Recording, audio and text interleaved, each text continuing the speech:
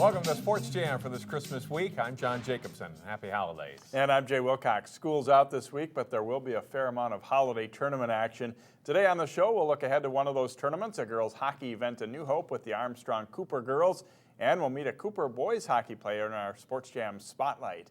And speaking of boys hockey, the season faced off in the area in late November, with then top-ranked Wayzata beating Maple Grove on the first night of the Channel 12 Turkey Trot Tournament.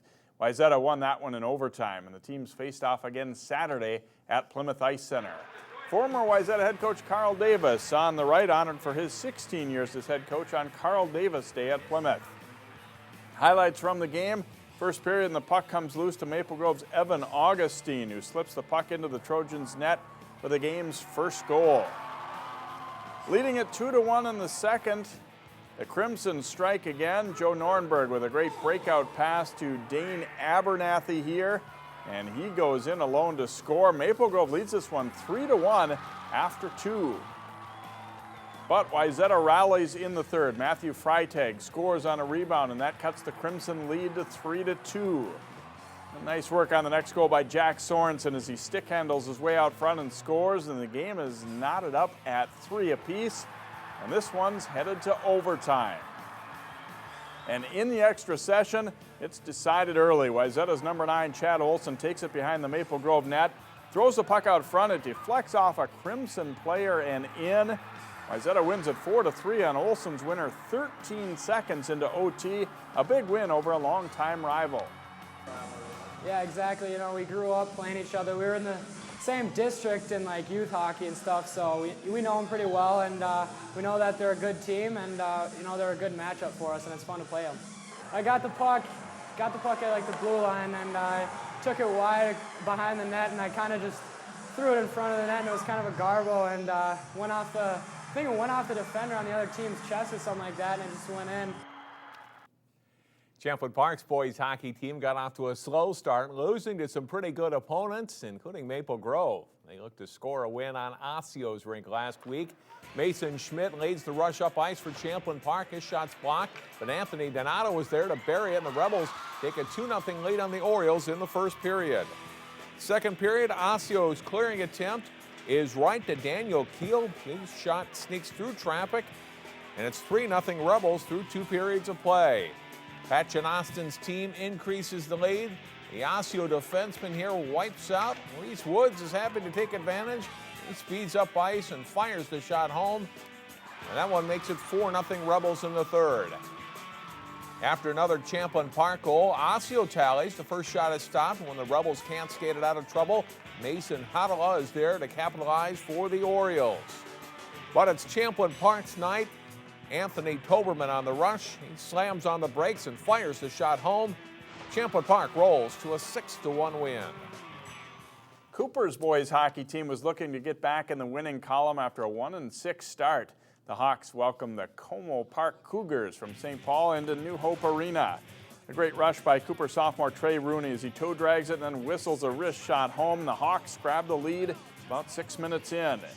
Como answers with a great deflection goal. Tor Will converts Zach Lee's pass to make it 1-1.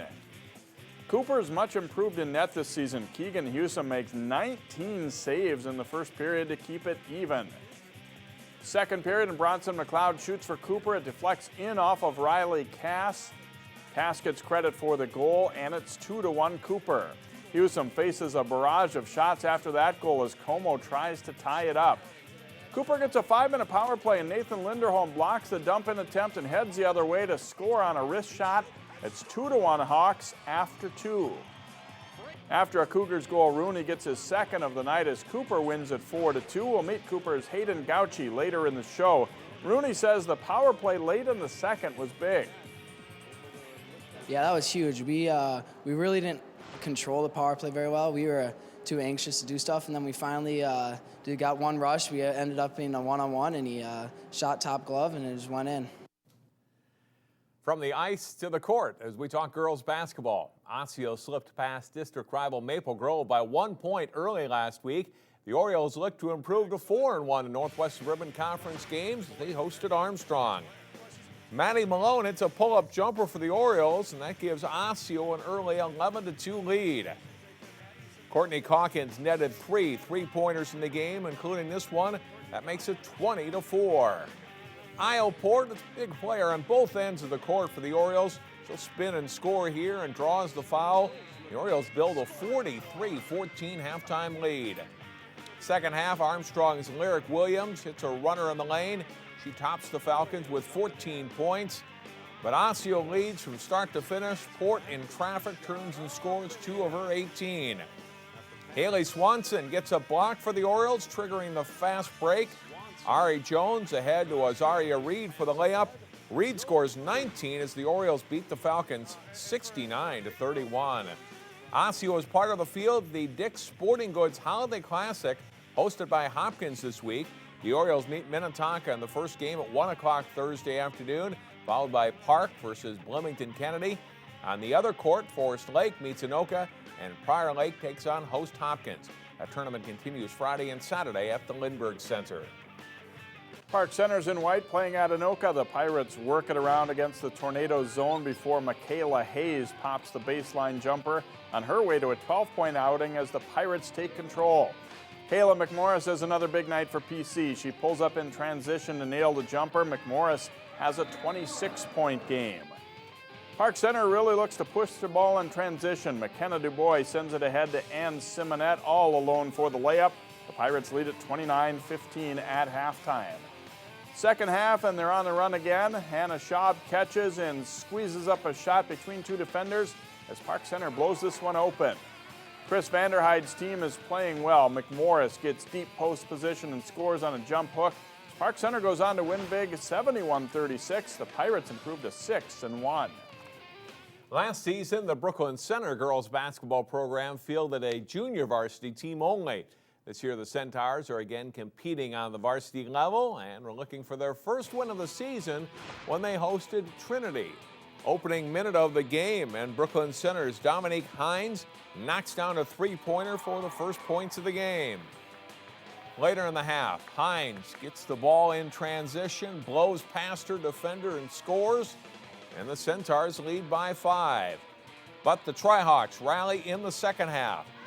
Marcella Brilski takes the pass and hits a 3 from the wing. This basket ties the game at 31. Then Mary Rawway passes to a driving Gabby Stark for the layup and foul. A 3-point play, and Trinity leads by 13. Miranda Hansen hits a jumper off the glass for the Centaurs as they try to rally, but it's not enough. Trinity beats Brooklyn Center 57-48. The Centaurs are now 0-4. On the wrestling mat, Osseo and Maple Grove were separated by 2 points as Osseo edged their rivals to win the season-opening Ken Drugamiller Invitational. The injury-depleted teams met up as part of a quad meet at Osseo on Friday. And it's a good start for the Orioles. In the 113-pound match, Mitchell Lewison gets the pin against Nick Bogoski, and it's 10-0 Orioles. Maple Grove comes right back though as Jake Murphy puts Coda Aiken away halfway through the first period. It's the first of 6 wins in a row for Grove. Logan Dick is ranked 8th at 138 for the Crimson, and he locks on the far side cradle to pin Leo Morris a minute 28 into their match.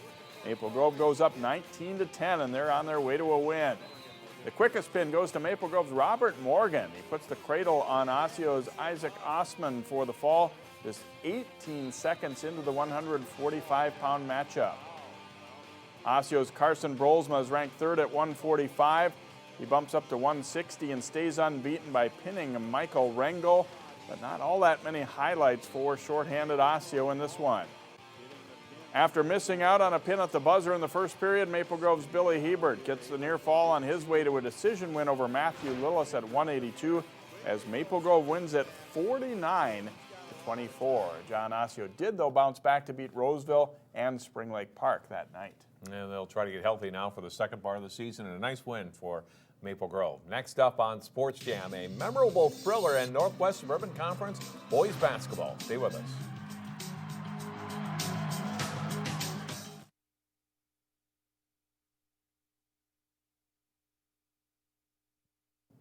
Welcome back to Sports Jam for this holiday week. And John, you saw a really good basketball game Friday night. For a regular season game, this was about as good as it gets. Armstrong hosting Osseo in a Northwest Suburban Conference boys game. Falcons working the ball quickly into Sean Burns, who banks in 2 of his 22 points. Osseo goes to Ian Tyson early. The 6'9 senior dunks home 2 as he scores 11 of the Orioles' first 16. Wheeler Baker, with a little hesitation move, gets down the lane and scores and is fouled. Osseo leads by 13 late in the first half. Final seconds of the half, Armstrong's Vinnie Williams gets the loose ball, heads up court and lets it fly. A three-pointer that beats the halftime buzzer. Armstrong is down 10 at the break. Second half, and Ryan Casperson hits the jumper, one of 5 Falcons to score at least 9 points on the night. Baker, though, nearly unstoppable after halftime. He drains the 3-ball here and then takes his defender off the dribble and finishes with a sweet finger roll. Baker nets 41 points in the game. But Armstrong rallies. The Falcons get the steal, and on the fast break, Melvin Newbern scores and draws the foul, and the Falcons come back to tie. Now, final seconds of the second half of tie game, Baker loses the ball. Armstrong's Jerome Dixon with a shot. Now listen up after this. Evan Nolan sounds like he beat the buzzer with his tip-in, which would have won the game. The refs confirm. They say the shot came too late. We go to overtime. Nolan says no problem. Tied at 73. He cans the 3-pointer on the run. Put Armstrong ahead to stay. Nolan nets 22 points. Armstrong rallies to win a thriller 84-79. It was a great feeling. I mean, we're a young team playing versus Osseo. Great win for us, great atmosphere. We're all really excited. A terrific win for Armstrong. They're down 13, like I said, late in that first half. They hit that 3-pointer at the halftime buzzer, and you think, well, that's a nice basket, but maybe it won't mean anything, and then it sure does coming down the stretch, and it was a fun atmosphere to be at. Baker was unbelievable, though, for Osseo. Yeah, certainly a great win for Armstrong. Teams have been usually chasing Osseo most of these years, and Armstrong obviously has a great basketball tradition, but in real recent seasons, they haven't been at quite the level that they're at right now, so it's going to be a great year for both those teams, I think. Well, now to more boys basketball. After beating Osseo, Champlin Park's boys showed no signs of letting up as one Northwest Suburban team found out the hard way. The Rebels at home to take on an Elk River team that comes in at 6-1. Champlin Park jumps on the Elks early. JT Gibson hitting the floater in for an 18-7 Rebels lead. Nice ball rotation here for Champlin Park. Leads to an open 3 for Alec Lebo. He knocks it down. It's 29-12 Rebels. And their defense leads to offense. McKinley Wright gets the steal and speeds ahead for the layup. And this game is all Champlin Park. Jeremy Johnson kicks it back out to Alex Hilly for the spot-up 3-pointer. He scores 21 points total. It's 52-21 at halftime. Apple Valley's Tyce Jones on hand to pose for pictures. Rebels don't let up in the second half either. Hilly swinging it back out to Gibson for 3 of his 17.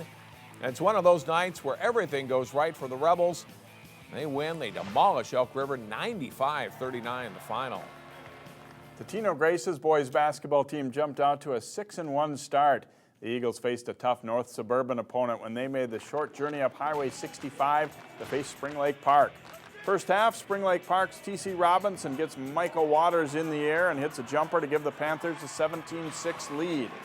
The Tino Grace settles down and gets back in it. Cole Wagner finds a streaking Seth Sewell down the lane for the lay-in. The Eagles go into the half down by just 6.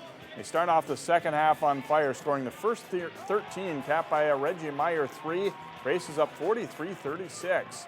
The Panthers come back, though. Devontae Screbis hits his NBA range 3 as part of an 11-2 run. It's back and forth from there with the game tied at 51. Meyer drives the baseline and finishes with a nice layup to put the Eagles back in front. Under a minute to play, Spring Lake Park's down by 2 and their full court pressure causes the turnover. Ejai Ejaya scores on the layup to tie it at 58. After the Eagles go up by 1, Robinson gets the ball with 7 seconds left, makes the layup and a foul. His free throw puts the Panthers up by 2. The Eagles get one last shot, but Waters' desperation heave goes off the rim. The Tino Grace loses a heartbreaker 61-59. For Tino Grace's girls hockey team, it's been feast or famine. The Eagles' 3 losses have all been by at least 6 goals. The good news, they've won the rest. Grace in the navy blue uniforms against St. Louis Park, and Laura Minikoff blocks the clearing attempt, sets up Mackenzie Bertolis for the goal. Eagles lead at 1-0. Second period, Grace moves the pucks around on the power play. The first try stopped, but Maddie Jarofina there to bury the rebound to make it 2-0 Eagles after 2. Late in the game, just after killing a penalty, Minkoff puts the finishing touch on another win with an empty netter, and Tino Grace wins it over Park 3-0. Grace girls will be part of a tournament in Coon Rapids, Jay, later this week. And next up in our Sports Jam Spotlight, meet a Cooper hockey player who is very happy to be a Hawk.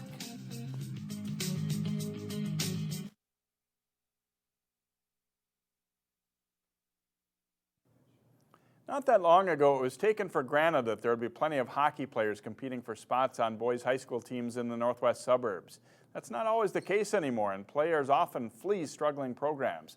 This week in our Sports Jam Spotlight, we meet a Cooper senior who's had the time of his life playing for his home school.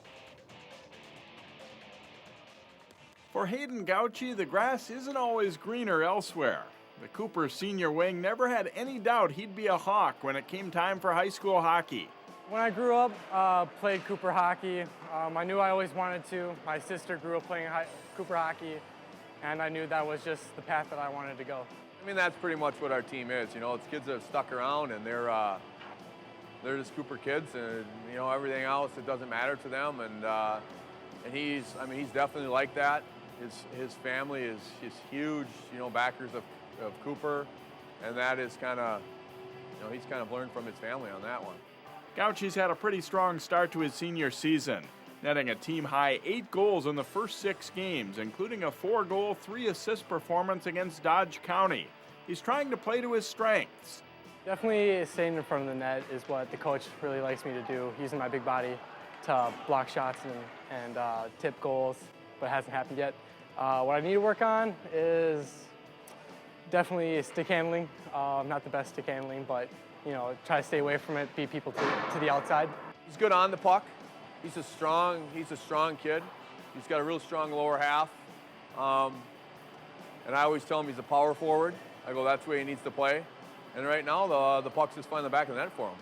He's working well on a line with Coach Rooney's son, Trey, and their skills complement each other. Yeah, he's a good kid. Definitely loves to share the puck. He's a good skater, obviously. Knows a lot what he's doing out there. It's good. I mean, we have a lot of stuff that we've been working on. Recently, just me and him, and we mixed in our other linemate, Greg Nightingale. We've been really working hard down low, doing what we're good instead of trying to stick handle our own guys, just beating them with our strength and speed, and that's been really working good for us. You didn't see me take the face-offs last game? Hey, I was killing them. Hayden sharpened his skills in the fall, playing in the Ice Edge Prospects League with players from around the Twin Cities. Coach Rooney asked if a couple of the players on our team wanted to join this league to get ready for the hockey season, and 5 of us joined, and it was a blast getting to know all the kids from around the state. Definitely got to improve on my skills before the season started to really get me ready for this year. Hayden's played in every game since his freshman year and is on target to surpass 100 varsity games played in his career. The best memory came in his freshman season when Cooper knocked off arch rival Armstrong for the first time in 16 years. At the top of the list, I have to say Armstrong Cooper Day. From freshman year, you know, it was a blast. Had some rough patches in between then, but that's one of them. And then another one is our holiday tournament up at Silver Bay. We normally do pretty good up there too. Cooper hasn't been a big winner in hockey, and the numbers in the program are low enough that Hawks hockey faces an uncertain future. It's hardly a story isolated to Cooper. First Minneapolis schools and now the inner suburbs are seeing similar storylines play out. While a lot of his youth teammates are playing for other high schools, Hayden Gauchi has no regrets about growing up Cooper. Hayden scored the 9th goal of the season against Henry Sibley this past Thursday before suffering an ankle injury. He skated just 1 shift against Como Park on Saturday. John talks holiday hockey with the Armstrong Cooper girls coming up next.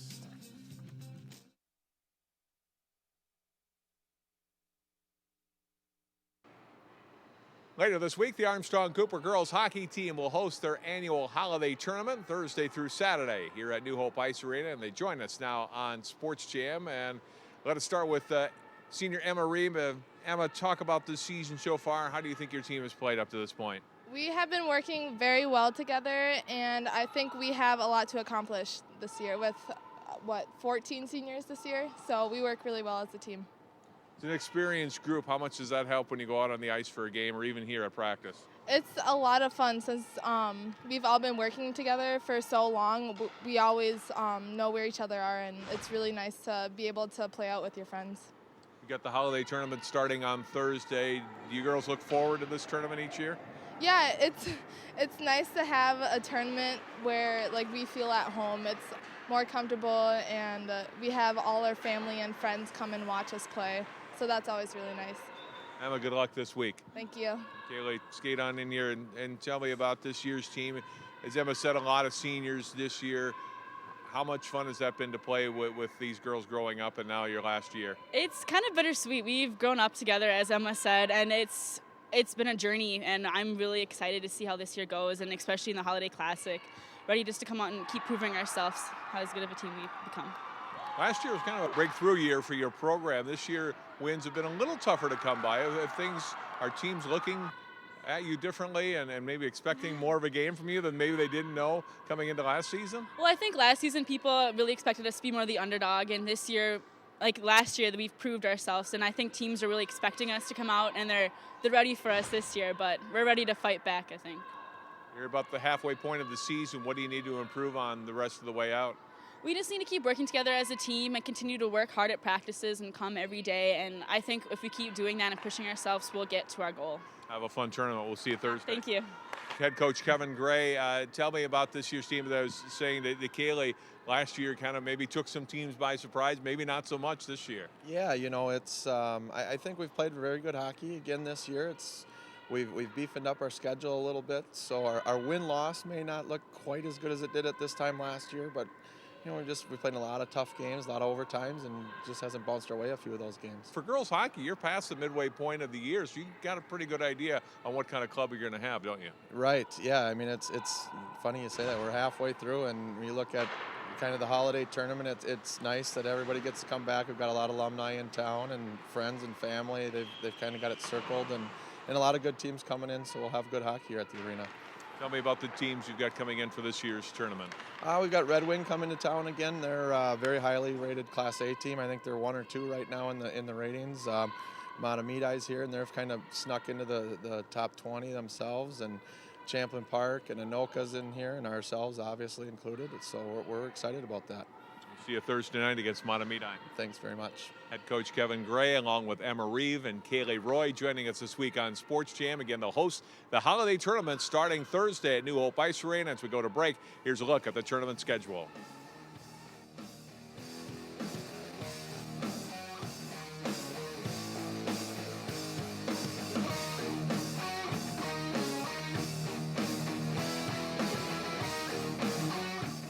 Channel 12's Community Corner puts the spotlight on your corner of the northwest suburbs.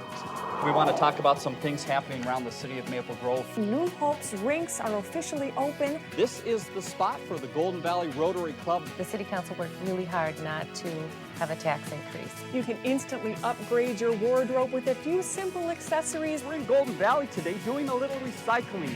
Rediscover your corner of the northwest suburbs every day on Channel 12's Community Corner. Our games of the week are 2 opening night games from that All-Star Sports Holiday Classic Girls Hockey Tournament. We'll have live coverage Thursday night of the Champlin Park Simley game at 6 o'clock and host Armstrong Cooper against Matamidai at 8. See those contests live on Channel 12 and through our website, 12.tv. Yeah, and that will do it for this week's show. Have a great holiday week. Next week, we'll have a last look back at 2013 with some of our best spotlight stories from the year. Safe travels this week and have a Merry Christmas.